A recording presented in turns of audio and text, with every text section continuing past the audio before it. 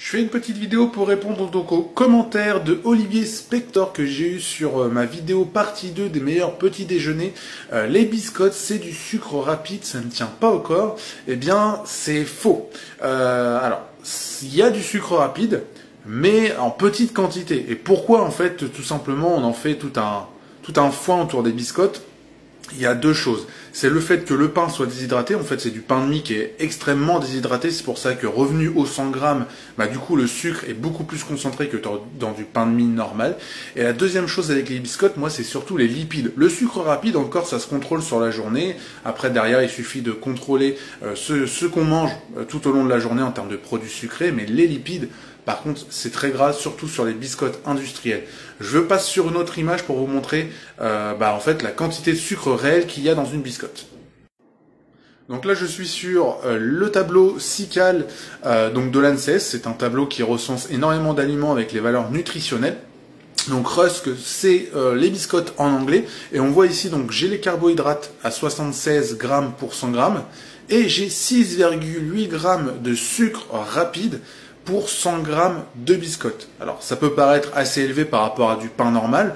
Maintenant, encore une fois, si on contrôle ces apports de sucre à côté, ça passe totalement dans une alimentation équilibrée.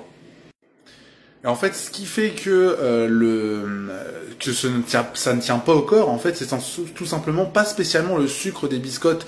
Ça va, puisqu'en fait, il y a les fibres. Mais en fait, tout dépend ce que vous mettez sur la biscotte. Si vous mettez 3 tonnes de confiture, de pâte à tartiner ou quoi que ce soit, ça augmente la valeur de sucre. Et là, oui, il y a un pic glycémique qui va provoquer des fringales en plein milieu de la matinée. Et en plus, vu que c'est un aliment très séché, du coup, ça prend pas énormément de place dans l'estomac, donc oui, très vite, l'estomac va être vidé. Maintenant, ce n'est pas mauvais pour la santé. Si vous êtes habitué à la biscotte, moi, ce que je conseille, c'est de prendre du pain et de le griller au toaster. Ça vous fera du pain grillé, c'est bien meilleur pour la santé.